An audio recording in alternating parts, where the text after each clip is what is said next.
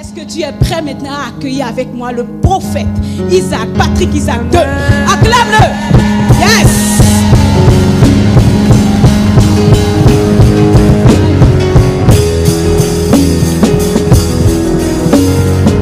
Est-ce qu'on peut donner gloire à Dieu dans ce lieu? Non. Est-ce qu'on peut donner gloire à Dieu réellement dans ce lieu? Est-ce qu'on peut élever le nom de Jésus dans ce lieu?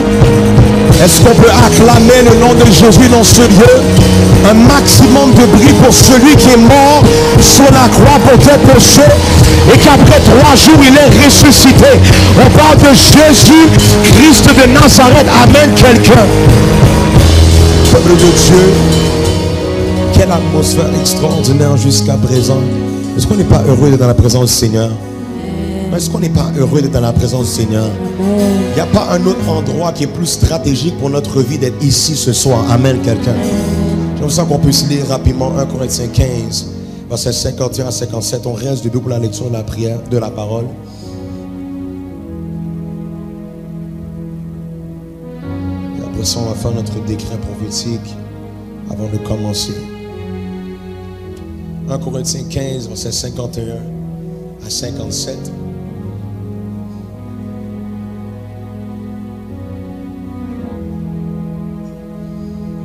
Verset 51, lorsqu'on est là, on lève la main, comme ça je peux faire.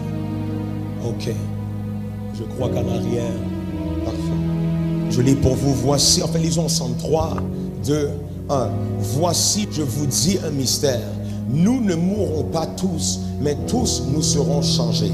Verset 52, en un instant, en un clin d'œil, à la dernière trompette, la trompette sonnera et les morts ressusciteront incorruptibles et nous serons changés.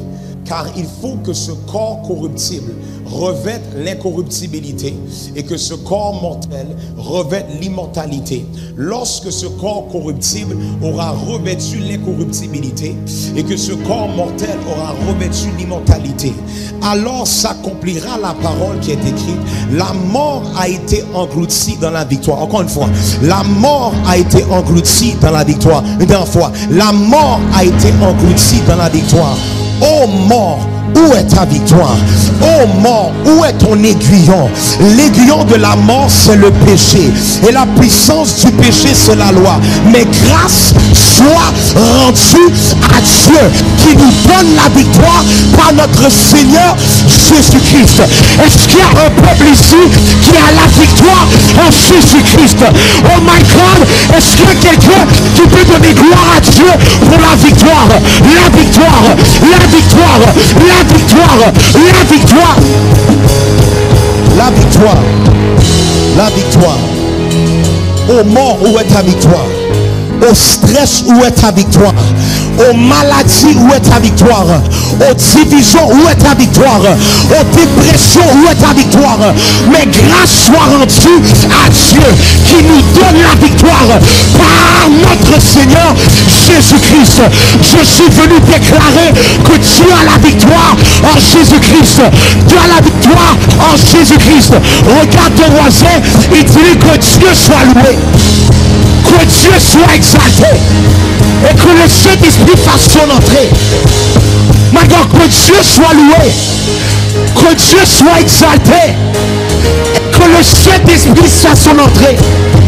Une dernière fois, que Dieu soit loué, que Dieu soit exalté et que le Saint-Esprit fasse son entrée. Si tu es prêt pour la parole de Dieu, est-ce qu'on peut acclamer le Seigneur dans ce lieu?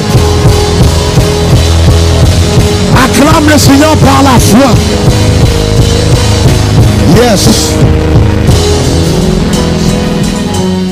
Est-ce qu'on nous met l'acclamation pour l'équipe de louange, adoration, qu'on fait un travail extraordinaire?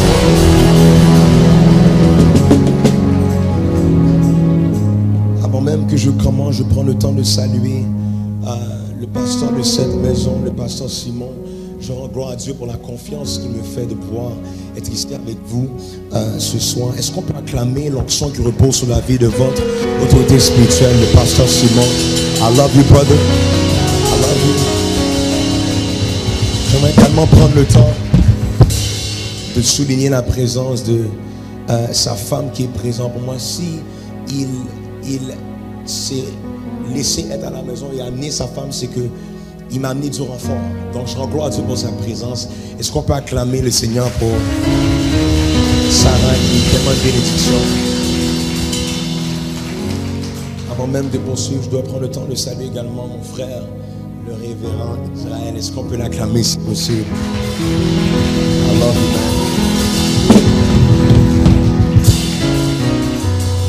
Et par la grâce de Dieu, la meilleure décision de ma vie est présente ce soir. Dieu a permis que la femme de ma vie est ici. Est-ce qu'on peut acclamer le Seigneur? Ma femme. Tu as mal acclamé. Est-ce qu'on peut acclamer le Seigneur pour ma femme, s'il vous plaît?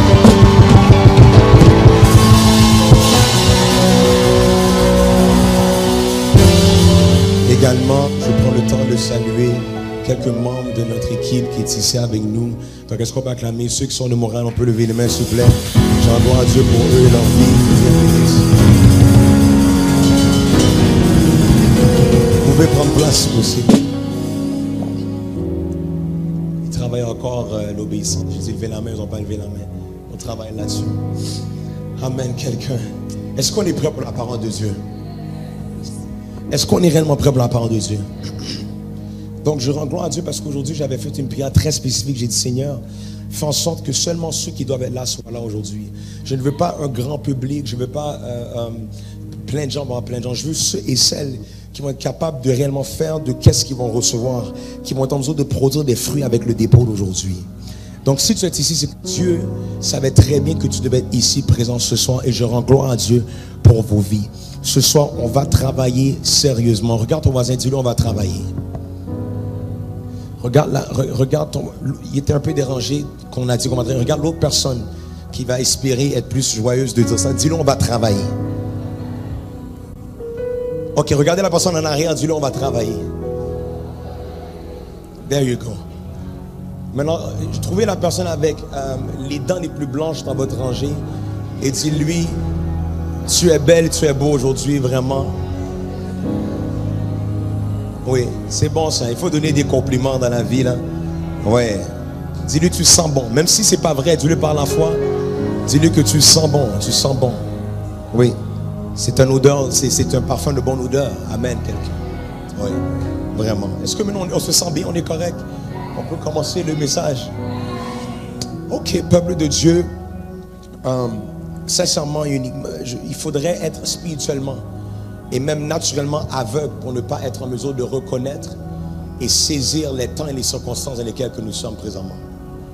Peuple de Dieu, nous sommes dans un temps, une époque, une ère où est-ce que l'activité dans le monde spirituel est rendue indéniable. Dites indéniable. Ce qui veut littéralement dire que nous sommes rendus dans un temps où est-ce que nous ne pouvons plus faire comme si qu'il n'y a pas un monde spirituel.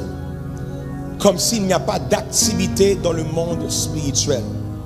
Comme s'il n'y a pas une réalité spirituelle qui est totalement déconnectée de notre réalité naturelle. Est-ce qu'il y a quelqu'un qui est ici ce soir? Ce qui est et devrait être quelque chose de base pour nous de comprendre en tant que croyants, car la Bible nous dit, dans le premier verset de la parole de Dieu, qui nous dit, au commencement Dieu créa les cieux et la terre. Dites les cieux et la terre. Les cieux faisant allusion au monde de l'esprit et la terre faisant allusion au monde visible, donc le monde naturel. J'aimerais dire ceci, Église Nouvelle Cité de Dieu, un des plus grands dommages et des tragédies actuellement n'est pas forcément ce qui se passe dans le monde visible. Je le répète, la plus grande tragédie n'est pas forcément ce qui se passe dans le monde visible, mais plutôt le fait que l'Église se laisse distraire par ce qui se passe dans le monde visible au détriment de l'activité dans le monde spirituel. Je répète cette phrase pour que tu comprennes bien. Le fait que l'Église se laisse distraire par ce qui se passe dans le monde visible au détriment de l'activité dans le monde spirituel. Un des problèmes majeurs, merci, une chance que pas, excuse-moi, je n'ai même pas pris le temps de saluer. Est-ce qu'on peut rendre gloire à Dieu pour le pasteur et sa femme qui sont ici? S'il vous plaît.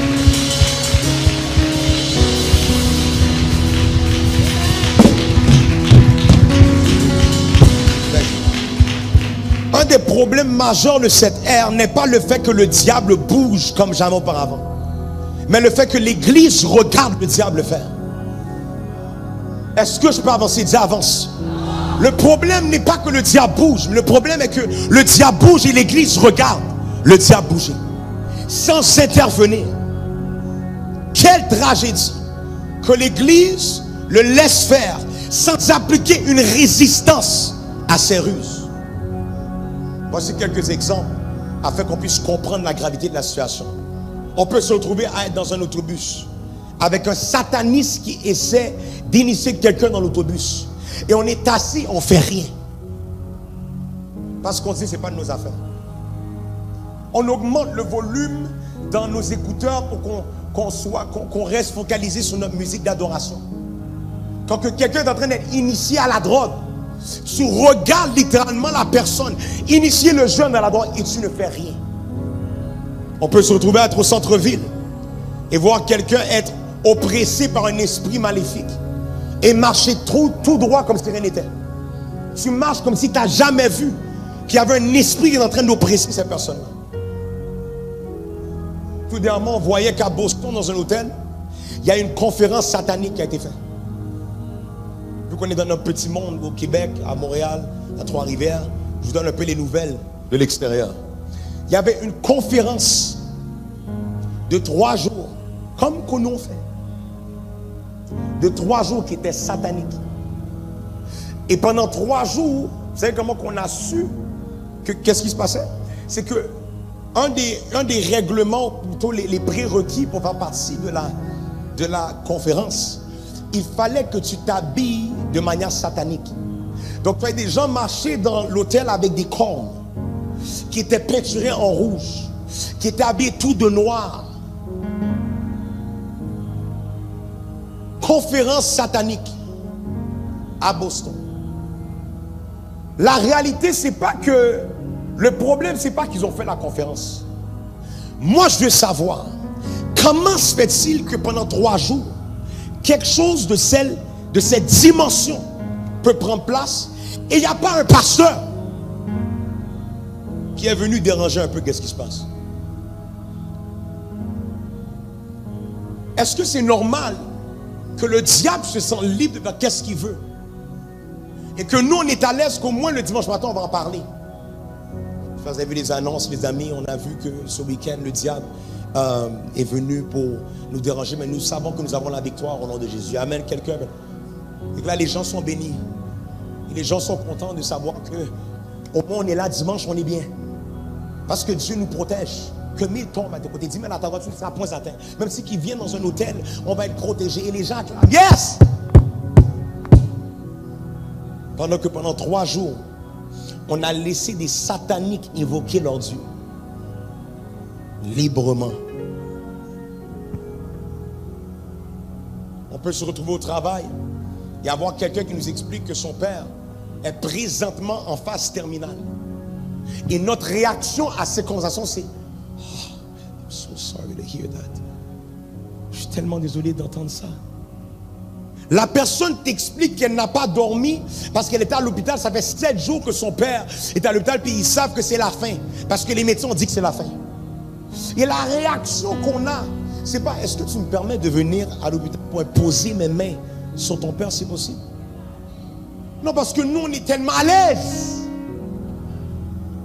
On laisse le diable bouger comme qu'il veut, librement. J'aimerais dire ceci: l'Église n'est pas uniquement appelée à avoir de la compassion pour les gens. L'Église n'est pas uniquement appelée à avoir de l'amour pour les gens. Je sais que ce n'est pas un message normal, mais je prie que tu aies le discernement pour entendre que c'est Dieu qui parle ce soir. L'Église n'est pas uniquement appelée à avoir de l'empathie pour les gens, mais elle est également appelée à avoir une sainte colère envers le diable. Je me demande où est l'Église qui s'énerve lorsque le diable se permet d'agir comme qu'il veut. On regarde les statistiques au Québec présentement. Où est l'Église qui est dérangée? Que le pourcentage de suicide augmente chez les hommes, chez les jeunes. Où sont les jeunes hommes qui vont se mettre à genoux pour prier pour que le pourcentage de suicide dans les hommes puisse diminuer? Mais malheureusement, qu'est-ce qui se passe? C'est qu'on est à l'aise de chanter nos 3 chansons, venir jouer à la batterie. On est à l'aise, on dit au moins on a passé notre temps avec le Seigneur. Est-ce que je parle à quelqu'un ce soir? Est-ce que je parle à quelqu'un ce soir? Qu'une sainte colère d'ici la fin de ce service puisse augmenter en toi pour t'amener à dire assez, c'est assez. Assez, c'est assez. Où est cette sainte colère? Parce que maintenant on commence à être à l'aise parce que au moins on a eu notre conférence annuelle. Au moins on a eu notre baptême. Au moins on a eu notre baptême. Et on est content d'avoir baptisé 20, 30, 40, 50 personnes. Tandis qu'il y a des suicides constamment à chaque jour. Et nous, à cause qu'on a un service de baptême, on est à l'aise. Quand que des gens se suicident à chaque jour. Où est cette sainte colère?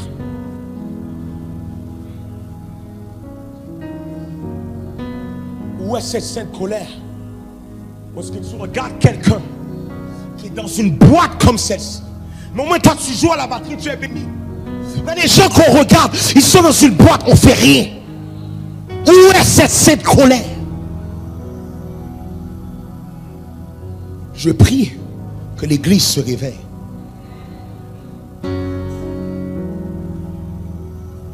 Malheureusement, Dieu a l'air de la motivation dans laquelle on est présentement, dans l'époque dans laquelle que nous sommes. On est à l'aise d'avoir une belle église et une grande église qui touche et bénit plusieurs personnes. Mais ma question est la suivante: où est l'église de Jésus-Christ? Celle d'Éphésiens 6, verset 12. Celle qui est appelée à lutter contre les dominations. Celle qui est appelée à lutter contre la puissance de ce monde, contre les princes de ce monde des ténèbres, contre les esprits méchants dans les lieux célestes. Où est cette église? That's it, buddy. Preach with me. It's all good. That's it. God is going to raise a new generation. Que très tôt ils auront cette colère contre le diable. Parce que quand un ami a mal à la tête, même si c'est juste un mal de tête, maman m'a montré comment prier.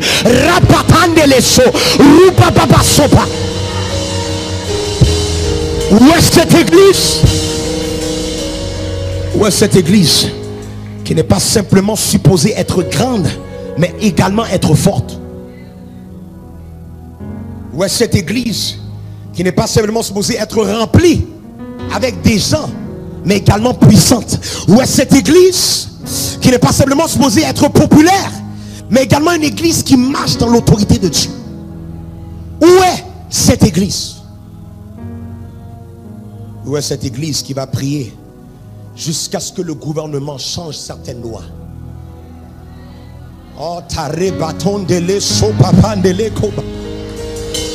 je refuse de faire partie de cette culture au Québec qui sont des gens qui chialent, des gens qui s'énervent et qui réagissent seulement.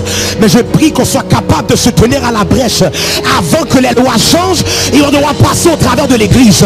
Amen. Quelqu'un, il y a quelqu'un qui commence à comprendre que l'heure est arrivée pour qu'on puisse se tenir à la brèche. Amen. Quelqu'un.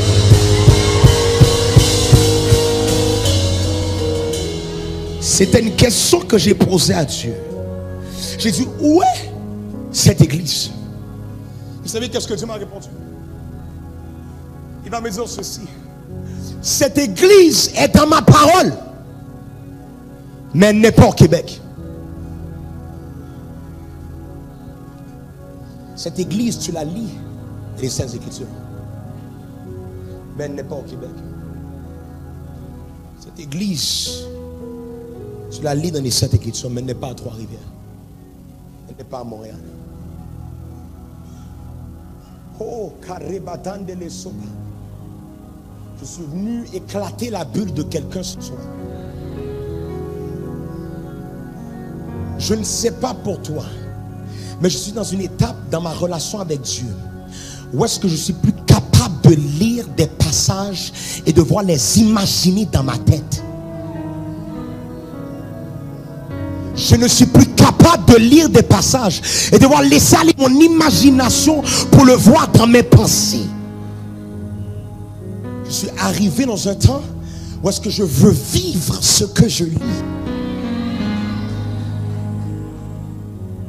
suis arrivé dans un temps où est-ce que je ne veux plus être lecteur d'un mouvement de Dieu, mais je veux être témoin et acteur dans un mouvement de Dieu. Après que le Saint-Esprit m'a répondu, j'ai dû aller encore plus loin dans ma réflexion. Et je demandais cette question: Seigneur, pourquoi cette église reste dans ta parole et ne se matérialise pas dans ce monde? Pourquoi que cette église, elle est prise dans la parole, mais ce n'est pas quelque chose qui se matérialise dans le monde naturel? Il va me répondre, Jérémie 48, verset 10. Maudit soit celui qui accomplit l'œuvre de l'Éternel avec négligence. Ensuite, la Bible nous dit: maudit soit celui qui éloigne son épée du sang. Je vais aller juste. Est-ce que je peux avancer? Dis avance. C'est comme ça, je sais, je peux avancer. La raison pour laquelle l'église qui est puissante reste dans la parole et ne se matérialise pas dans ce monde, c'est dû au fait qu'elle ne veut pas salir son épée. Elle ne veut pas salir ses cheveux. Elle ne veut pas salir ses genoux. C'est une église qui est cute. Une église qui refuse d'avoir un peu chaud. Une église qui refuse d'avoir un peu de persécution. Laisse-moi te dire quelque chose. Si dans ta vie tu n'as pas de persécution, tu ne fais rien pour Jésus. Parce que si on est appelé à être des disciples, c'est qu'on est censé suivre la marche que Jésus a suivie. Donc en suivant la marche que Jésus a suivie, automatiquement on vit les mêmes genres de persécution. Donc si tu vois que depuis que tu es chrétien, tout le monde t'aime, tout le monde est ton ami, tout le monde est à l'aise avec toi, tout le monde veut te suivre, tout le monde veut te donner un câlin, tout le monde veut être ta best friend, ton best friend, c'est pas normal. Voilà pourquoi qu'on doit être bien à l'aise. On a quelques amis et pas trop d'amis. Parce que si tu as trop d'amis, c'est que tu es trop à l'aise et tu ressembles trop au monde. Parce que Jésus dans sa parole, il n'était pas le meilleur ami à tout le monde. Jésus dans sa parole, il y avait plus d'ennemis. C'est malheureux parce que maintenant on est à la recherche d'avoir le bon mode, le bon template, le bon look pour que tout le monde nous aime. Parce que si on n'a pas de like, on se dit mais peut-être je dois step up. Tu sais qu'est-ce qui est malheureux? On est dans une étape révérend que si Jésus avait un Instagram, on est tellement loin dans notre vie qu'on n'apparaîtrait même pas dans son Explorer. Seulement ceux qui comprennent Instagram. Parce que dans la page Explorer, c'est les choses que tu devrais regarder selon qu'est-ce que Instagram a vu que tu as regardé. Donc dans le cas de Jésus, Jésus ne nous verrait même pas dans sa page Explorer. Parce que ce n'est pas des choses qu'il accepte. On est rendu tellement dans une étape où est-ce que les bons chrétiens selon la parole sont rares. Que lorsqu'on les voit, on les met pasteurs. On est tellement rendu dans un monde que c'est rare d'avoir des gens qui savent intercéder, que lorsqu'on les voit on les dit mais ils sont après de prophétesse.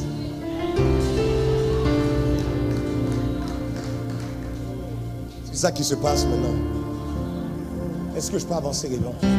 C'est triste de voir qu'on est rentré dans une étape répéter les socan et les botabara. Parce que maintenant, dès que tu es capable de te consacrer un peu, on te dit tu es appelé par Dieu, tu es juste un bon chrétien, c'est tout.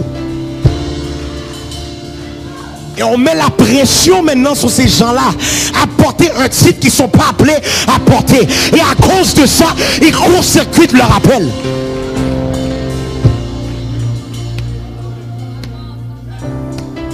On court-circuite leur appel parce qu'on les met dans la boîte du pastorat. Parce qu'ils sont capables de prier quelques minutes. Parce que lorsqu'ils imposent les mains, les démons crient pour dire que oh mon Dieu, il est loin. Mais la Bible nous dit que la délivrance est le pain de l'enfant. Ça veut dire quoi? Ma petite fille qui a 2 ans et demi peut venir te voir, imposer ses mains. Si le Saint-Esprit lui permet et lui fait grâce, tes démons vont sortir aussi.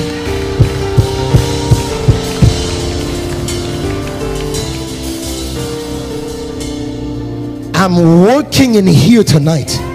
Il y a quelque chose qui va prendre place d'ici la fin de ce service.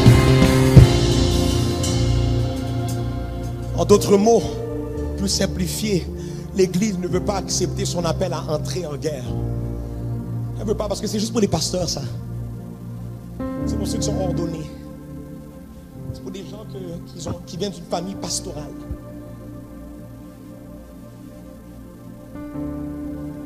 Jesus. La réalité des faits est que l'église du 21e siècle se cache derrière ses responsabilités terrestres en espérant s'échapper des responsabilités spirituelles. Je m'explique. Ce que tu avais comme mandat de prendre soin de ceci, cela à l'église, tu fais maintenant de cette responsabilité-là naturelle une responsabilité spirituelle.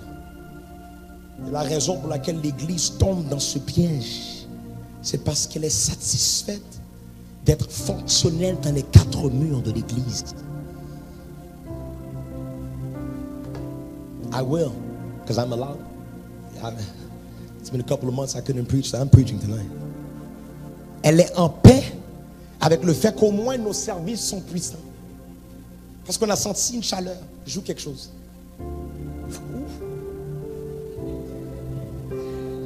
Dieu m'a touché. Et là tu sors de ce service. I'm free and delivered today. Amen. Au moins nos événements vont bien. L'église est remplie. Les offrandes étaient solides. Mais la tragédie est que l'église est fonctionnelle dans les 4 murs de l'église, mais non à l'extérieur. Quand tu sors, qu'est-ce que tu accomplis avec qu'est-ce que tu as reçu dans les 4 murs de l'église? On est dimanche. Donc tu viens de passer quelques jours là dans ta semaine. Qu'est-ce que tu as fait avec qu'est-ce que tu as reçu dimanche dernier? Qui est capable de témoigner?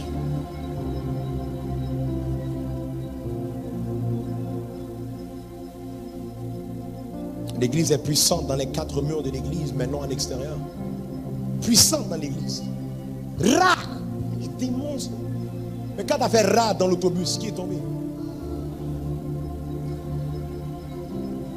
Des dons. Révérend. Les gens qui... Parce que maintenant, je suis sûr que tu l'as vu sur les questions. On est rendu, c'est rendu littéralement, c'est rendu un show, un spectacle. Ou est-ce qu'on est content de le faire sans avoir un but pourquoi qu'on le fait?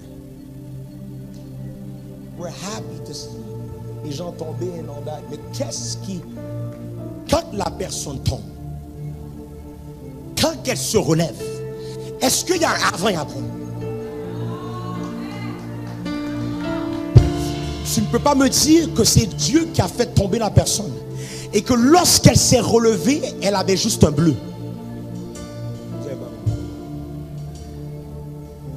Et la seule chose qu'elle se rappelle, c'est que j'ai eu mal à la jambe quand je me suis relevé. J'ai réalisé que j'ai tombé sur la chaise.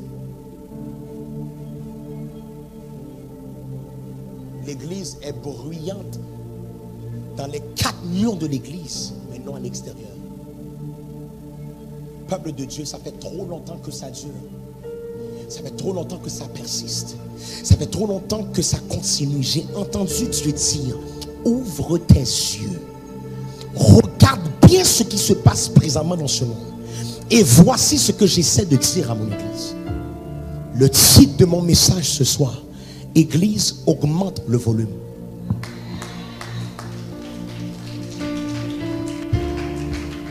Église, augmente le volume. Si tu cherches à comprendre ce que Dieu dit par rapport à tout ce qui se passe présentement dans le monde naturel et le monde spirituel, pour ceux qui se posaient la question, qu'est-ce que Dieu dit de tout ce qui se passe présentement dans les réalités spirituelles actuelles? C'est très simple. Dieu dit à l'église, l'heure est arrivée pour que tu augmentes le volume. On ne pourra gagner cette guerre en étant en silence. On ne pourra pas gagner cette guerre en étant en silence. Il y a des guerres qui requiert une réponse vive pour la gagner. Laissez-moi vous dire quelque chose. Il y a des situations dans ta vie que tu es victime d'eux. Il y a des crises que tu es victime d'eux. Que la raison, ce n'est pas que le diable est trop fort. Ce n'est pas que la situation est trop grave. Mais tu es victime parce que tu as gardé ta bouche fermée. Tu es bien capable de répondre à ton compère quand il parle trop. Tu es capable de répondre dans les commentaires quand quelqu'un dit quelque chose de mal. Mais quand le diable t'attaque, pourquoi tu gardes ta bouche fermée?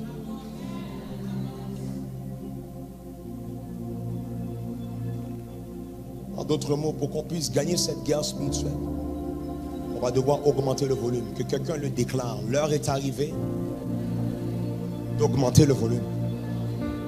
Non, tu l'as dit parce que tu devais répéter, mais déclare-le dans le monde de l'esprit. L'heure est arrivée d'augmenter le volume. D'augmenter le volume. Merci beaucoup. L'heure est arrivée. L'heure est arrivée d'augmenter le volume. d'augmenter le volume. Regarde, voisin, dis-lui, voisin. Voisin. Augmente le volume. Augmente le volume. Dis voisin. Voisin. Augmente le volume. Augmente le volume. Josué 6, verset 1 à 16. Je lis pour vous rapidement. Jéricho était fermé et barricadé devant les enfants d'Israël. Personne ne sortait et personne n'entrait. L'Éternel dit à Josué, vois, je livre entre tes mains Jéricho et son roi, ses vaillants soldats. Faites le tour de la ville, vous tous les hommes de guerre, faites une fois le tour de la ville. Tu feras ainsi pendant 6 jours, 16 jours. 7 sacrificateurs porteront devant l'arche 7 trompettes retentissantes. Le 7e jour, vous ferez 7 fois le tour de la ville et les sacrificateurs sonneront des trompettes. Quand ils sonneront de la corne retentissante, quand vous entendrez le son de la trompette, tout le peuple poussera de grands cris. Dites de grands cris. De grands cris. Alors la muraille de la ville s'écroula et le peuple montera chacun devant soi. Josué, fils de Nun, appela les sacrificateurs et leur dit, portez l'arche de l'alliance et que 7 sacrificateurs portent 7 trompettes retentissantes devant l'arche de l'Éternel. Verset 9. Les hommes armés marchaient devant les sacrificateurs qui sonnaient des trompettes et l'arrière-garde suivait l'arche. Pendant la marche, on sonnait des trompettes. Josué avait donné cet ordre au peuple. Vous ne crierez point, vous ne ferez point entendre votre voix et il ne sortira pas un mot de votre bouche jusqu'au jour où je vous dirai poussez des cris. Dites poussez des cris. Poussez des cris. L'arche de l'Éternel fit le tour de la ville. Elle fit une fois le tour. Puis on rentra dans le camp et on y passa la nuit. Josué se leva de bon matin et les sacrificateurs portèrent l'arche de l'Éternel. Les 7 sacrificateurs qui portaient les 7 trompettes retentissantes devant l'arche de l'Éternel se mirent en marche et sonnèrent des trompettes. Les hommes armés marchaient devant eux et l'arrière-garde suivait l'arche de l'Éternel. Pendant la marche, on sonnait des trompettes. Verset 14. Ils firent une fois le tour de la ville. Le second jour, puis ils retournèrent dans le camp. Ils firent de même pendant 6 jours. 6 jours. Le 7e jour, verset 15, ils se levèrent de bon matin dès l'aurore et ils firent de la même manière 7 fois le tour de la ville. Ce fut le seul jour où ils firent 7 fois le tour de la ville. À la 7e fois, comme les sacrificateurs sonnaient des trompettes, Josué dit au peuple, poussez des cris car l'Éternel vous a livré la ville. Le peuple poussa des cris, et les sacrificateurs sonnèrent des trompettes. Lorsque le peuple entendit le son de la trompette, il poussa de grands cris et la muraille s'écroula. Le peuple monta dans la ville, chacun devant soi. Ils s'emparèrent de la ville. Une des choses que le diable a voulu faire dans les derniers temps, peuple de Dieu, c'est garder le peuple de Dieu discret en volume. En d'autres mots, le peuple de Dieu est là mais silencieux. Ils connaissent la vérité mais ne sont pas entendus. Ils discernent les ruses du diable mais restent muets. Peuple de Dieu, il est l'heure pour nous de se rappeler que notre bouche est une arme offensive dangereuse pour le camp de l'ennemi. Il y a des gens, vous ne comprenez pas. Cette bouche que Dieu t'a donnée, ce n'est pas pour embrasser 25 gars. Ne veulent pas que je prêche, Victor. Cette bouche-là que tu as n'est pas pour chanter les chansons du monde. C'est pas pour que lorsque tu t'énerves, tu sors des F-bombs, des S-bombs, des B-bombs, et de toutes les bombes qui existent. Mais cette bouche est une arme. La mort et la vie sont au pouvoir de ta langue. Quiconque l'aime en mangera les fruits. Josée 6 dans ses 20 nous dit, lorsque le peuple entendit le son de la trompette, il poussa quoi? De grands cris. Et la muraille s'écroula.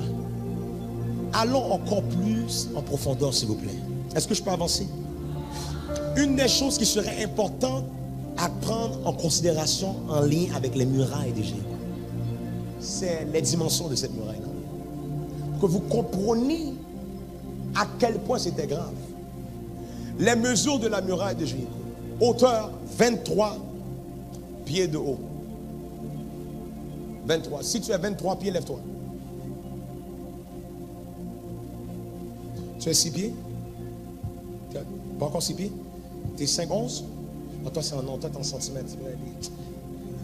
Qui a dans hauteur? Toi, tu es 6 pieds quoi? 6 pieds 2. Donc, c'est 3 fois et demi David. Lève-toi.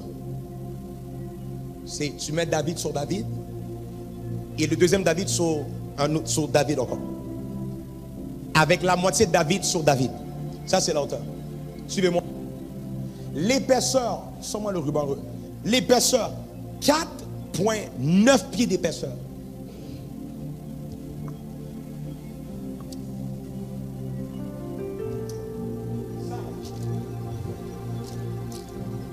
Ça, c'est l'épaisseur de la muraille.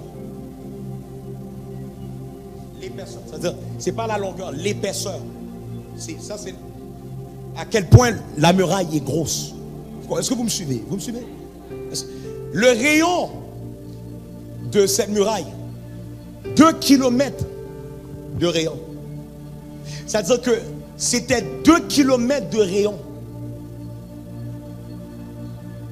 Et il faut comprendre que les recherches disent que ça a pris 52 jours pour que cette muraille soit construite.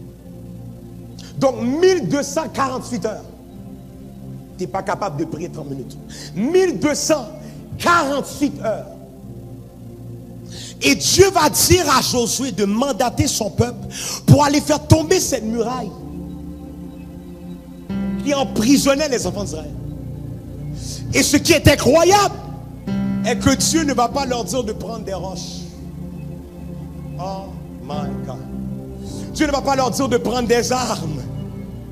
Dieu ne va pas leur dire de sélectionner les hommes et les femmes qui sont fortes, qui vont au gym, pour aller pousser la muraille jusqu'à la faire tomber. Quelle était l'instruction? Que quelqu'un dise instruction. Pendant 6 jours, marchez. Jour 1, marche. Dites marche.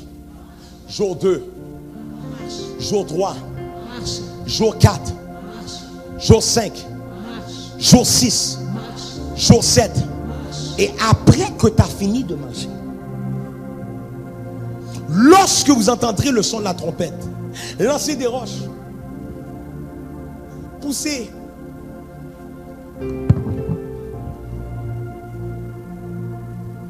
commencez à prier.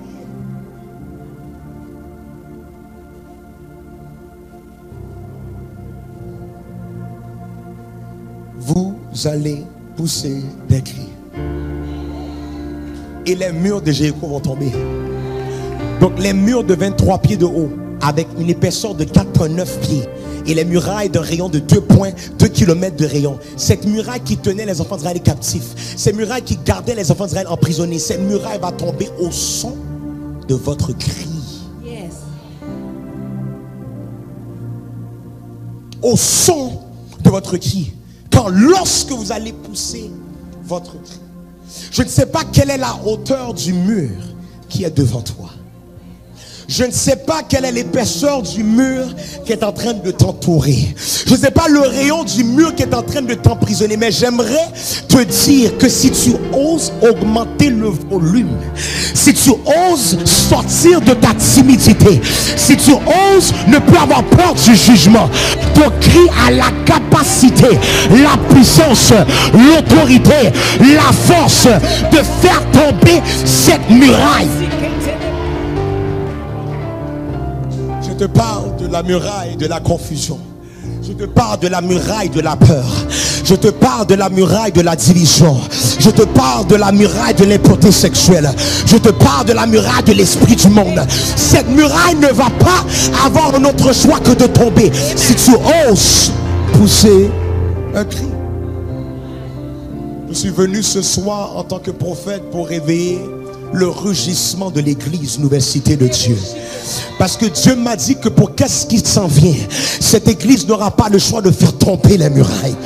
Parce qu'il y a quelque chose que Dieu veut vous donner qui est à l'autre côté de la muraille.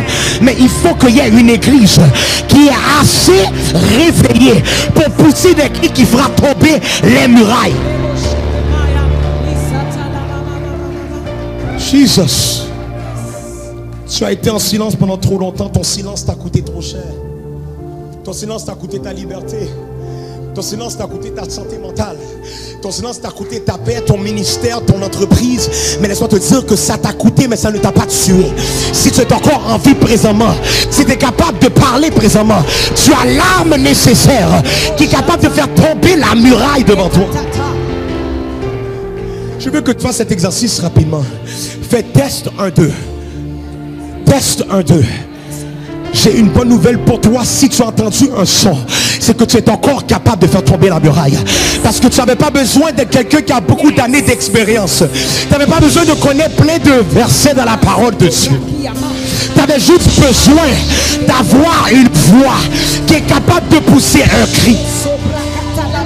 J'ai pas de qui à la peau, rupa pas de soupa, remanana so.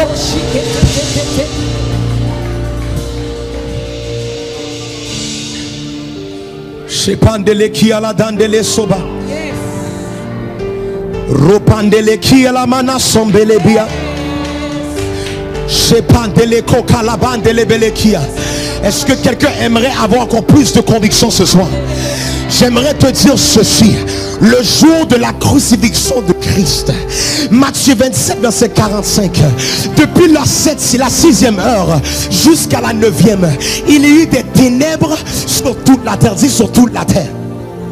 Et vers la 9e heure, Jésus s'écria d'une voix forte. La Bible ne nous dit pas d'une voix qui était petite, ni d'une voix qui était timide, mais la Bible nous dit d'une voix forte. Dit une voix forte. Élie, Élie, lama sabachthani, c'est-à-dire mon Dieu, pourquoi m'as-tu abandonné? Quelques-uns de ceux qui étaient là, l'ayant entendu dire, il appelle Élie. Et aussitôt l'un d'eux courut prendre une éponge qu'il remplit de vinaigre, et l'ayant fixé à un roseau, il lui donna à boire. Mais les autres disaient, laisse, voyons si Élie viendra le sauver. J'aime comment que des fois, qu'est-ce qui provoque que Dieu bouge? C'est l'incrédulité des gens à l'entour de toi. Oh my God, ici ils ont dit laisse. Voir si Élie va venir le sauver. Jésus poussa de nouveau un grand cri et rendit l'esprit. Les gens auraient pu croire que quand la Bible nous dit qu'il rendit l'esprit, c'est que c'était fini. Et que c'était la fin. La Bible nous dit ensuite, et voici le voile du temple se déchira en deux. Depuis le haut jusqu'en bas, la terre trembla, les rochers se fendirent. Qu'est-ce qui s'est passé? Christ a poussé un grand cri. Il n'a pas parlé, il n'a pas chuchoté. Il a poussé un grand cri. Et lorsqu'il a poussé le cri, qu'est-ce qui s'est passé? Le voile du temple s'est déchiré en deux. Laisse-moi te dire ceci. La raison pour laquelle tu es encore dans cette situation, la raison pour laquelle tu es encore étouffé dans cette circonstance, pourquoi que tu es encore oppressé par cet esprit, pourquoi tu es encore sous l'emprise de cette principauté, c'est parce que tu veux rester cute. Parce que quand c'est le temps de commencer à prier, tu penses à tes cheveux, tu penses à ton copain qui te regarde, tu penses à pas avoir l'air un peu bizarre, vu que tu es en train de filmer. Je suis désolé, vu que tu es en train de filmer, tu ne peux pas prier en même temps, parce qu'on pense à toutes sortes de choses, comme si que ta vie ne dépendait pas de si tu ouvres ta bouche. Tu veux rester civilisé, tu veux rester conforme aux attentes, Tu veux rester conforme au template général de comment un citoyen normal devrait agir en public.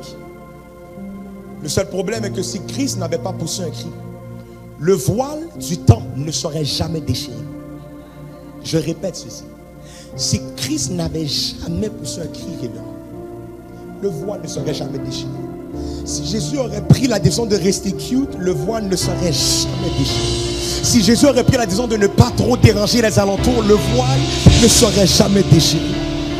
Et la raison pour laquelle je te dis tout ça et que tu ne réagis pas, c'est parce que tu ne savais pas que le déchirement du voile signifiait le déchirement de la chair de Jésus qui a assuré la réconciliation entre Dieu et son peuple qui est pécheur. Qu'est-ce que tu essaies de dire, prophète? De la même manière que le cri que Christ a poussé à libérer son peuple d'entre les mains du péché, ton cri a la capacité de te libérer d'entre les mains de ce quoi que ce soit est en train de te tenir emprisonné. C'était pas un simple cri, non? C'était un cri qui était accompagné de résultats. Je sais qu'on est habitué de penser qu'une imposition des mains peut te libérer, qu'une séance de délivrance avec un pasteur a la capacité de te libérer. Mais aujourd'hui, j'aimerais que ta foi soit fondée sur la parole de Dieu. Et ce que la parole de Dieu me dit est que Christ a poussé un cri et le voile s'est déchiré. Ce n'était pas l'impulsion des mains, c'est un cri. Ce n'était pas l'huile, c'est un cri. Ce n'était pas l'homme, c'est un cri. Le cri de Christ était tout ce qui était nécessaire pour que l'impensable soit réalisable. Le cri de Christ était tout ce qui était nécessaire pour que l'impossible devienne possible. Attends. Je vais t'aider encore. Dis avance. Dis avance. Laisse-moi aller encore plus profond. Matthieu 27, verset 51. Et voici le voile du temple se déchira en deux. Depuis le haut jusqu'en bas, la terre trembla, les rochers se fendirent. Verset 52. Les sépulcres s'ouvrirent. Et plusieurs corps des saints qui étaient morts ressuscitèrent. Le grand cri que Christ a poussé n'a pas uniquement déchiré le voile, mais ça a également ouvert les sépulcres et ceux qui étaient morts ont ressuscité. Je ne sais pas ce qui semblait être mort dans ta vie. Peut-être que c'était ta vie de prière qui était morte. Peut-être que c'était ta vie financière qui était morte. Peut-être que c'était ton entreprise qui était morte. Peut-être que c'est ta relation familiale qui est morte. Mais il y a un cri que tu es capable de pousser qui va ressusciter. Qui va ressusciter. Peu importe qu'est-ce qui se semblait être mort.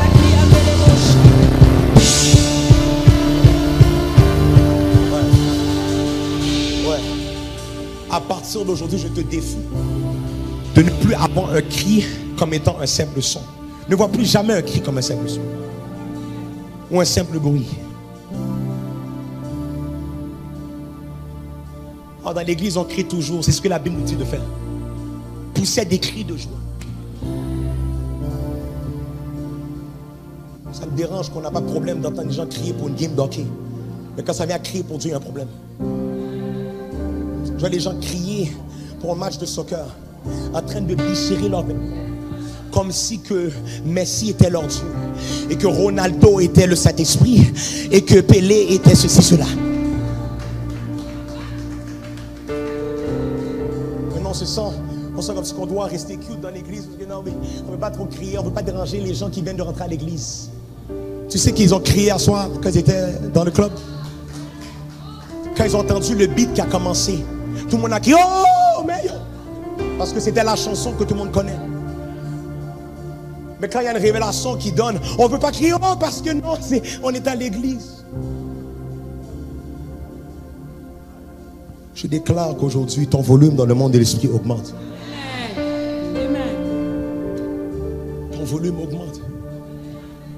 Je suis venu réveiller des soldats pour mon frère, le pasteur. Ton volume va augmenter. Je termine avec ceci, après on commence à travailler. Parce qu'il y a des gens ici que je sens qui veulent travailler. Amen, quelqu'un. Je vais lire pour vous rapidement Psaume 145, verset 4. Restez debout, s'il vous plaît. Non, restez debout. Oui, vraiment, restez. On a presque fini. Psaume 145, verset 4. Qui dit ceci. one generation, en anglais, ça dit one generation shall praise thy works to another and shall declare thy mighty acts. Je le traduis pour vous. Que chaque génération loue tes œuvres et publie tes hauts faits. Dans ce verset, le mot louange est le mot hébreu shabak. Dites shabak. Qui signifie quoi? Crier.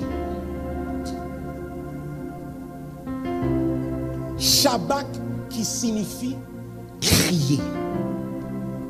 Qui signifie s'adresser à haute voix. Qui signifie triompher. Mais regardez comment la définition hébreuse va encore plus loin. Le mot hébreu shabak veut également dire calmer et commander. Quelqu'un a compris les deux sens. Ça veut dire triompher, ça veut dire crier, s'adresser à haute voix, mais ça veut également dire calmer et commander. Donc un cri qui est loin, qui est révélé et non émotionnel, a la capacité de calmer le diable là où il est. Un cri qui est loin, qui est révélé et non émotionnel, a la capacité de commander des choses dans le monde spirituel. Et ce que ça dit selon sa définition hébreuse, c'est que ce genre de louange est un cri de guerre qui provoque la victoire. Qu'à partir d'aujourd'hui, qu'à chaque fois tu élèves ta voix, que le diable court de l'autre côté.